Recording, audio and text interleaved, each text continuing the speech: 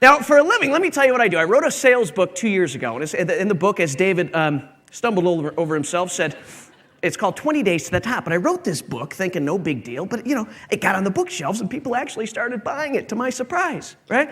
And so I went off, and for a living now, I go to companies, medical device companies, and I teach people how to sell a lot of stuff. So you guys make it, I teach them how to move it, right? That's my job. Now, of course, another thing I do is I do leadership and coaching for the managers. I teach people how to effectively lead and motivate people. And I also work with leadership teams, CFOs, CEOs, and teach them how to give a big dynamic presentation. So that's what I do for a living. I want to take you back to a little trip I made 18 months ago. I got called by a group called HMMC. Now, HMMC is a group of medical device manufacturers like Welch, Allyn. And they said, Sully, we want you to come in and teach our CEOs how to deliver a 5-star presentation, how to motivate people. I said, I'd love to do it. Now, I got in a day early to Washington, D.C., right? And I was feeling a little chubby, a few too many airport combo meals. So I put on my little red, white, and blue Speedo jogging outfit, and I go down the steps of the Hilton Hotel, and I find myself on a really popular street in Washington, D.C. It was Pennsylvania Avenue, right? Now, there's a pretty popular house in Pennsylvania Avenue. What is it? It's the White House, right? So come with me on this little jog, right? So I go on this little jog, right? And I find myself right in front of these gates. And, of course, give me some slide movage here. And these gates are the White House. And I'm looking through the gates of the White House, right? I'm just staring at it. Now, I had been in Washington, D.C. before, right? But I had never looked at the White House in this way. And I just kind of stood and I stared. Back up one. See, you can't practice this, right? Why don't you deliver the presentation? I'll be right there. Let me know when it's done. Okay. All right, come with me. I'm still going to have fun, right? So I come up to this thing, and I'm looking at this White House, and I got to tell you, my wife says I have a sickness. She says I have a lot of sicknesses. But a big sickness I have is I'm always looking for material for my next speech, right? And, of course, I start looking through those gates. I said, boy, I got some material here, right? Now, you think of the number of salespeople that have lived in that building, right? You think, what do these presidents sell? They sell their agenda, their vision, their mission. Now, some people who've lived in that building are really good salespeople. I mean, really good communicators. If you think about the people who lived in that building that have changed our world, you got the FDRs, the Teddy Roosevelts, the Dwight Eisenhowers, right? There's some real amazing people. Now, the folks who changed our world who've lived in that building are great communicators. And they're also great at building teams. A lot of the same skills that we need here at Welch Allyn in that building to be effective, to win the Beacon of Quality Award. But not everyone who's been in that building is really good at this, right? Some aren't real good communicators, right? So I'm just sitting there and I'm getting all this material. I'm saying, I could use some of this stuff. And of course, Homeland Security's probably like, there's a short Irish fellow out front gawking through the, keep an eye on him. I said, I'll continue my journey. So I jog and I go up over this hill, right? And I see one more, and I see this Washington Monument, right? And he looks like Ronald Reagan, that monument. Did you ever look at it? Looks just like Ronald Reagan. So I'm looking at this Washington Monument, and I'm saying, you know what? That's like a big Beacon of Quality Award, right? If you're really good at communicating, you get a big trophy, right? That's what he did. I said, wow, that guy changed the world. I continued my jog, and I look across, and I see this big white building with a fella sitting in it, right? I said, I'm going to get closer to that, so come with me, guys. So I go down, and I go around the corner, right? And I walk up these steps, one more, and I'm staring. How many distractions can one speaker have? Mom, if I can get through this, right? So I looked at Lincoln. This guy's amazing, right? He's like the CEO. He was a CEO of a great country. And you think about what he had to sell. What was he selling? He was selling equality. He was selling our nation and staying together instead of breaking in two. I said, what do these guys have in common? And then I walked down the steps, and I thought of one of the greatest presentations ever delivered by one of the greatest salespeople of all time, Martin Luther King. Now, you think about that great presentation he had to deliver. He was the CEO of equality. That's what he was doing. And he delivered his presentation with pride and passion. He was amazing. So I thought about D.C. I said, this place is awesome. If you want to change the world, you come here. You come to these steps. And I wanted to find one word that connected all these great leaders, the Ronald Reagans, the Teddy Roosevelts, the Dwight Eisenhowers, the Lincolns and the MLKs. And I found the word. The word was pride. It was pride. You know, guys, each one of these folks had an amazing, an enormous amount of pride in what they were communicating. They loved their product. Lincoln loved equality. Reagan loved the fact that we were capitalistic and the Berlin Wall would soon fall. Man, they were passionate about it. It was the gasoline that changed the world. Now you're saying, what does this have to do with me? Do you know in your departments you too can use this pride? You can take this juice that these great leaders have and go back and individually you can change your whole department. You can change your whole company. See, we often don't think we have the power to do it, but you do. And so you know what I'm selling to you today, guys? I'm selling pride. So I think there's 5 things that you can do to make yourself famous in this company. And I think it starts first. My P starts with a personal commitment. You do have the power to change this company. You do. Now I want to take you to this guy. I didn't mention JFK. JFK in the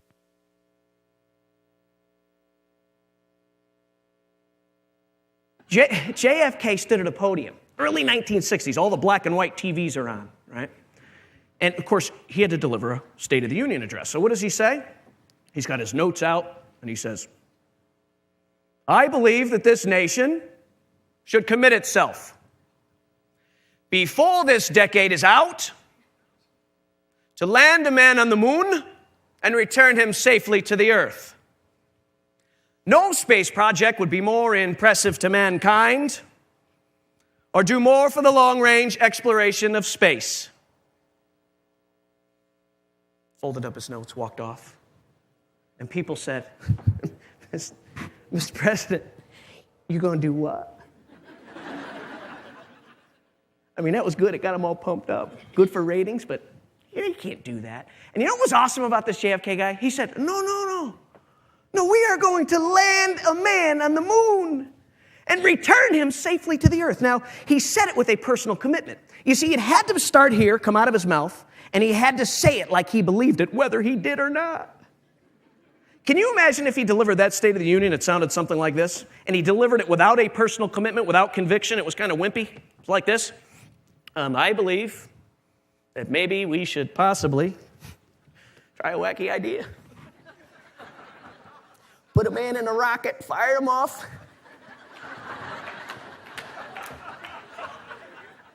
Maybe he comes back, maybe not. It's a numbers game. Right? It never would have happened.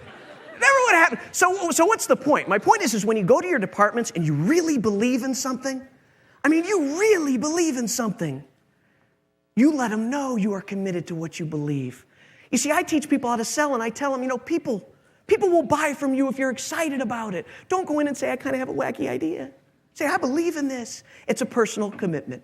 Next, our second piece of this pride formula stands for remember who you are. You know who you are? I will tell you who you are. I opened up my presentation. I said, I've gotten a unique opportunity for 2 years to see what life is like outside this utopia. And I was kidding about it ain't so good, but I really wasn't kidding. I will tell you this.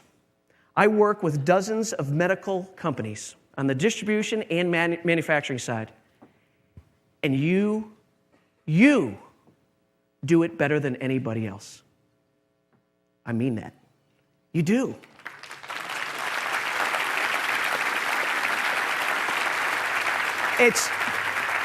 And what do I mean by this? I will tell you this. A company came to me recently and said, Sully, all we hear is Welch Allyn. Welch Allyn, Welch. It's the #1 brand in the medical business. You might not understand the value outside of this. You might not get it. I will tell you, the #1 brand, and a company said, I want to know what they do, and we want to get there. And I said, you know what? You go figure out what you think they're doing, and then we'll talk about it. And you know what they did? They went out and did a survey of distribution folks, of operations folks, distribution salespeople, and let me tell you what the numbers came back. They asked one question in the survey. If you can only do business with one medical manufacturer, who would it be? And let me show you what the numbers came in at. In fact, you'll notice here, 36 out of 100 said Welch Allyn. There's another great company in this business called Midmark. They were at 26, and look at everybody else. One company. And you know who did this, guys? That's you. That's you!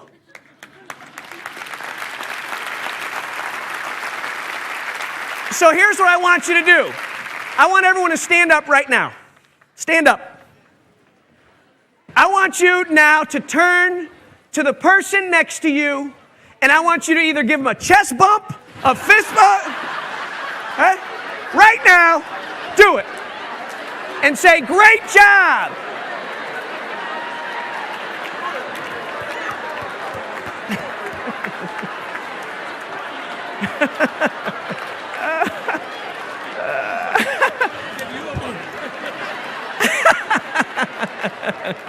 All right, good. All right, everyone sit down. Good, good. You should be proud. You should be proud. Yeah, you feeling it? I am. Give me advance. Advance the slide for me, please. All right, so now here's what we got. We've got a personal commitment. I'm going back to my department on Monday, and darn it, I'm going to make a difference. They might think I'm nuts, but I'm going in. Right? I remember who we are. We're a 92-year-old company, right? And I'm feeling the juice. I'm feeling a little pride, right? Now, the next piece I think that we need to do if we're going to be and remain the top company, because here's the key, guys. We can't get cocky with this whole thing, right? You know, granted, Welch, Allyn we're like the New York Yankees of the medical world. Sorry, Boston Red Sox fans. I apologize for that. There can only be one really good team. But you can't get cocky, guys. You heard some of the numbers, some of the, the shipping numbers, et cetera, weren't really where they needed to be. But that's okay. You can make it better. We can do this, all right? The third piece is I will listen. Julie Scheimer gave a great presentation. And you know what is really cool about Julie Scheimer's presentation? It has everything to do with listening to the customer. Now, Dale Carnegie wrote in one of his books back in the 1930s, and I will quote from that book. He says, I go fishing up in Maine every summer. And when I go fishing up in Maine, I like to sit on the dock and I like to eat strawberries and cream. But I have found for some strange reason, fish don't like strawberries and cream. Fish prefer worms. So when I'm hanging out in that dock up in Maine, I don't think about what I like. I instead think about what fish like. Don't bait my hook with strawberries and cream. Instead, I dangle a worm or a grasshopper in front of them and say, which one makes most sense for you? Think of the message that Dale Carnegie was saying back in the 1930s. That it is important, guys, that we constantly stay in tune with the customers telling us. You know what they're telling us? We make really good stuff for family practitioners. We do it better than anybody else. And that's what Julie's saying. So that's what we're going to continue to do. We're not just going to make stuff and say, here, market, here's the strawberries and cream, you're going to buy it. What we're going to do is we're going to listen to the customer. But you know how a company becomes a great company of listeners? We all become great individual listeners. Here's what I mean. I get an opportunity to walk the halls of some companies, and I will tell you one thing that separates great ones from the average is you see how people communicate. You see how people communicate, right? I think each one of us can be a little bit more effective at listening. And now, as I say this, I will tell you that I'm a hypocrite because I got trouble with listening. I grew up a little outside New York City. If you don't talk quick, you're not going to get it in. When I moved to Kansas City, I scared people. I'm going to share with you a story, right? I was writing my book 2 years ago, right? And I was in my office. Now, I set an objective that every week I wanted to finish a chapter. Now, a business book is 20 chapters long, 10 pages. And now it's 4 o'clock in the afternoon.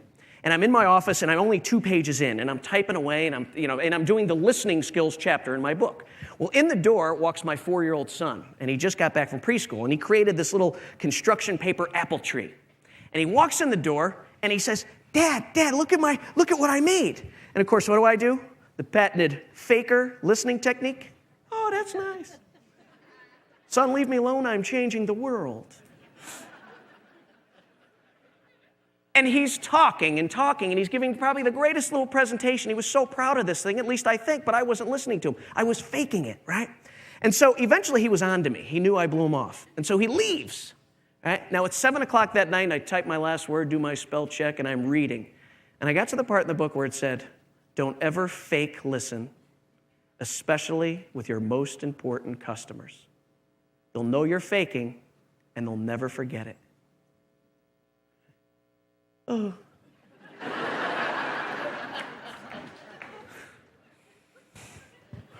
I slam the laptop. I run out to the kitchen. Jakey, what's up? How are you? Oh, Dad, I'm doing good. Show me that apple tree. No, that's no big deal, Dad. It's not a big deal. Come on, show me the apple tree. I want to see. I'm proud of what you did. Dad, I already talked about it. It's no big deal. Of course, I walk away, and somewhere off in the distance, I heard the old Harry Chapin Carpenter classic. And the cat's in the cradle and the silver spoon, little boy.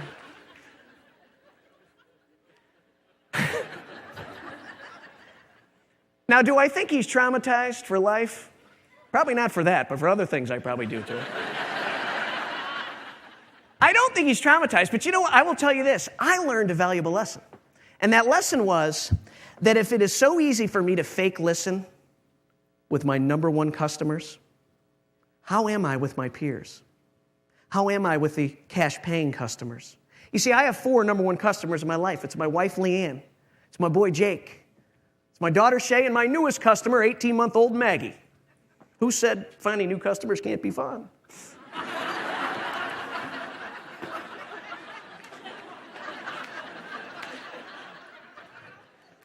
Susan Katz-Gilman here.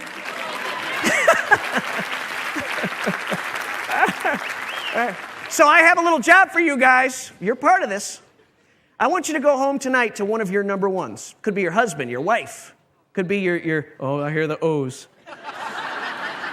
And you have one question. Could be your best friend. Ask this question. Honey, am I a good listener? And when they're telling you, don't make the mistake that I made where I jumped in, interrupted, and said, yeah, but you're horrible too. All I want you to do is listen to what they're saying, and you can't say anything when they're done. Because I don't want you thinking about what you're going to say next. It's a common error we make in communications. I'm thinking about what I'm going to say next instead of listening. All right? Try this. If you can do this at home, God bless you. But I will tell you, if you can come to work honestly and look people in the eye when they're talking, and you're really curious and interested in learning from each other, you know what's going to happen? First of all, people are going to like you better. Number 2, your department will communicate better. Departments will communicate with each other better. And as a company, we will become better communicators, which means we can then listen better to the customer. Remember how, we might not think we have power on a level? You do have the power to change this company. Use your ears to do it. Next, D stands for deviate. By the way, this is my boy who came in who I blew off. My wife says, honey, why do you use that picture? He looks like Chucky.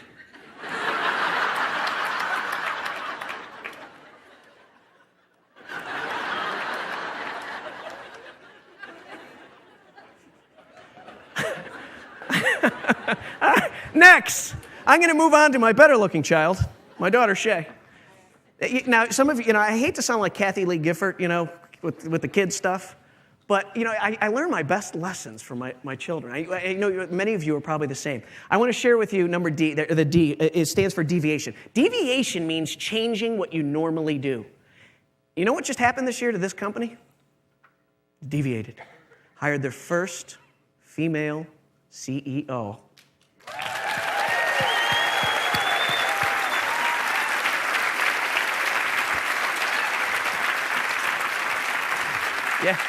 Yeah, that's deviation. That's a change. That is such a great thing. Now, I want to share with you, my daughter came in. This was a few months back, and little Shay, she's 4 years old. Shay walks into me, into my office, imagine that, and she walks up, and she's got her Cinderella gown on, right? They go into the princesses stuff, right? So she got her Cinderella gown, and she says, hi, Daddy. Hey, Shug, what are you doing? Well, I'm just a little upset because we haven't had date day in a long time. I said, all right. Well, what are you thinking? Well, Mommy said that at the Pottery Playland that there's a place where you can go and we can have a little ceramic bear and we put it on a newspaper and we get to paint it and then they cook it and sometimes you can use it as a bank. And I said, well, what are you thinking? Well, they're having a Princess Pottery Playland party and I want you to be my date. Would you go with me? And I said, I would be honored. I will be your prince. So we went that day to the pottery playland, and we walked in, and of course there's all the tables. And I'm surrounded by Ariel, Belle, Snow White, right? I mean, we're all at the tables. So of course, it's me and about 20 moms, I was like the Mr. Mom. And I sit down in my little blue chair, it's like this, like back in kindergarten, which, I'm kind of small, so it kind of fit nice, right? So I'm sitting in my chair, and I'm watching my daughter. She went and grabbed a bear, and she grabbed the wildest color paints. She had her paintbrush, and she sat down and said, Daddy, watch this. She's painting the ears one color and the belly another color. And I mean, she's like crazy. It was like a Tammy Faye Baker's makeup artist, right? God rest your soul, Tammy. God rest her, right? Now, as we're having a blast, I hear to my right, no, what are you doing? Stay focused. Do you think that looks good? And this woman right next to me is blasting her child.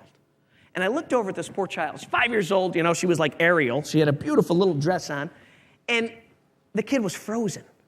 The kid was afraid to paint. The kid was afraid to pick the wrong color because mom would have blasted her. And then I looked at some of the other tables, and I saw parents pulling paintbrushes out of the hands of the kids and saying, give me that. And so not only was I surrounded by Cinderella, Belle, Ariel, it was the evil stepmother, the wicked witch, the beast. I said, I'm in Disney, for Christ's sake. And what I realized as I watched, I said, you know what? While these parents thought they were trying to help their kids create perfection, in fact, it was the parents trying to create perfection in their children. And what they were doing is taking the confidence and their ability to make their own decisions, use their own creativity. And I asked myself, I said, will that kid ever be able to unleash her creativity? Will she ever be able to take a risk? Will she ever be able to let it go? And I thought, probably not. There's a great quote by Mark Twain. Mark Twain said this. He said, 25 years from now, you will be more disappointed by the things you didn't do than by the things you did do. Sail away from the safe harbor. Catch the trade winds in your sails. Explore, dream, and discover. Now, I want you to think about those words as you go back to your departments. Do you have a paintbrush in your hand, or are you frozen? Has it been a long time since you've taken, dabbed into a little different color? And you know what I'm giving you today? I'm giving you a hall pass to unleash yourself the second half of 07. Because you know what this company is? It's made up of a bunch of really cool individuals with really cool stuff up here and really cool stuff in here. And if it's been a while since you've unleashed it, we need a coming out party. That's what we need. I want you to grab the paint and go crazy. That's what I want. Right?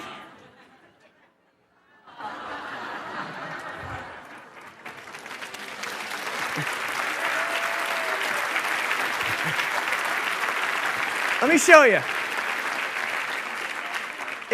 We went back 2 weeks later after they had put it in the oven. And my daughter walked in, and she picked up her creation. Of course, you see Shay, Dad, she put our names in there, right? And you look at this thing, and it's a wreck. She thought she was Picasso, right? She was fired up. And for you department heads, you leaders, you supervisors, you managers, I want you also to think about it. Are you taking the brush out of the hands of your people? Are you letting them paint? It's important, right?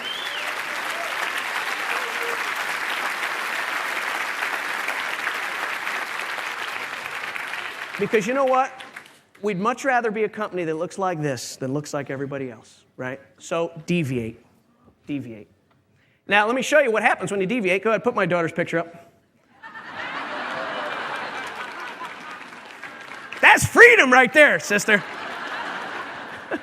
All right. Now, last, I want to take you to E, which stands for enthusiasm. You know, Secretary of Education John Gardner said it well when he said, knowledge is power, but enthusiasm pulls the switch. Enthusiasm pulls the switch. You look at that great presentation he's delivering. He's delivering it with love, passion, pride, and enthusiasm. Can you imagine if he delivered that presentation with no enthusiasm? Imagine that. He's got 10,000 people around, right? They're all there at the Lincoln Memorial, and he delivers it kind of apathetically, and it sounds like this. It's a funny thing happened to me last night. I was back at the hotel, and Grabbed a quick bite to eat. By the way, thank you all for coming. I went to bed about 9, fell asleep. I had this dream.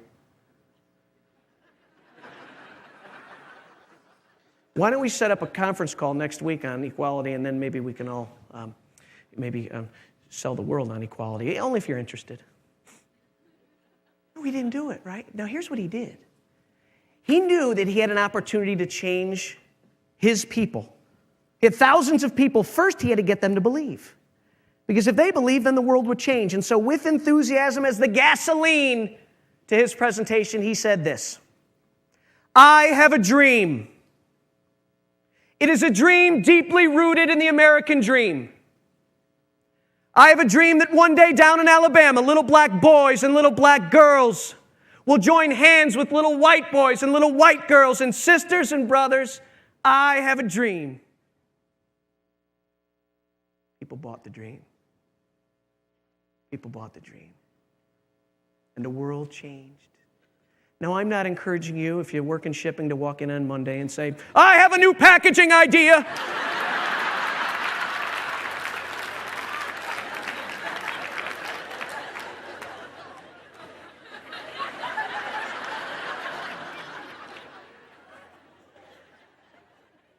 But I think you get my point. So let's recap it. Pride fuels progress. Walk away from here giving a personal commitment. Remember who we are, this great Welch Allyn company. Remember, I will listen, deviate, and do everything you can with love and enthusiasm. You do this, and you have the power to change this company. On behalf of everybody at the Precise Selling Company, which includes my wife and 3 children, I thank you for having me. Thank you.